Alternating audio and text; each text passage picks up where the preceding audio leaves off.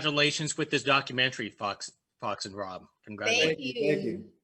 This is an incredible journey. This is a journey that I wish upon no one. But why did you want your story to be told? Because I wouldn't wish this upon no one. I wouldn't want any other family to ever have to go through what our family went through. And I just don't believe that our citizens deserve this kind of treatment.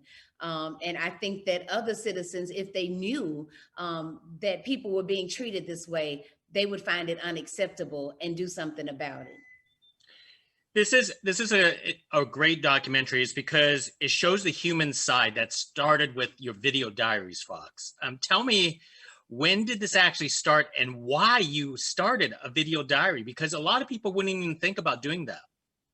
Because I was the happiest I had ever been in my life. I had married my high school sweetheart after 10 years of going back and forth, and we had created what I had been waiting for, and it was a family. And so I picked up one of those cameras that had recently become affordable to consumers, and I just started filming my family. At the beginning of the film, I'm saying, well, here we are, the rich family. What you think about that? You know, it's just like, look at us, we did it, we made it.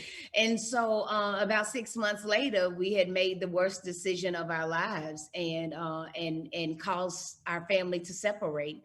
And then our state made a decision, an act of violence against us by being willing to take our lives for that mistake of taking $5,000. And so to be able to document and to show, I just wanted other people to be able to glean from our experiences and help represent the 2.3 million people that are having 2 million families that are having this experience in the United States. Mm-hmm.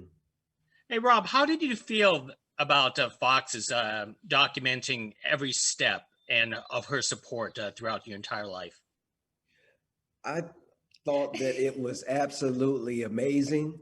I mean, when you think about the level of hardship that is placed upon a young woman of Fox's age at the time of the release, I mean, at the time of our ordeal. She's a very young woman, having to raise 2 kids now on her own, having to try to figure out how to balance a business that we had just started and trying to maintain the mortgage on a home that we had just bought.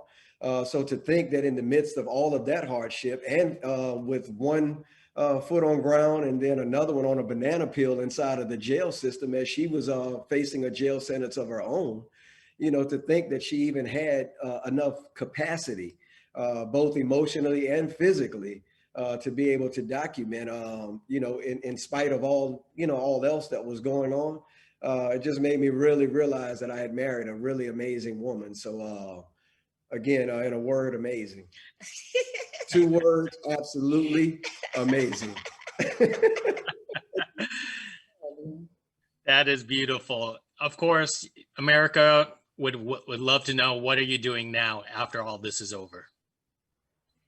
I think for us, the biggest thing that we're doing now is just trying to be a demonstration of love to other families that are going through hardships. We are in the midst of a pandemic, in the midst of a social movement with the Black Lives Matter movement. It is an election year.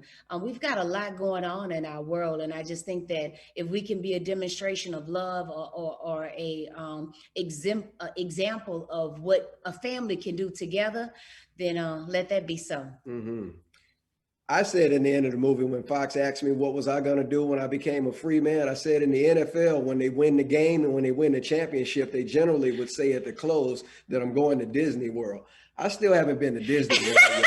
I like to go to Disney World. After the pandemic. After the pandemic, of course. Well, you know what? You'll have that excellent chance. Hey, thank you very much for speaking with me. And once again, congratulations, and live life. That's what we should all do. Thank you. Yes. We received that gig. Thank you so much. Thank you. Bye now.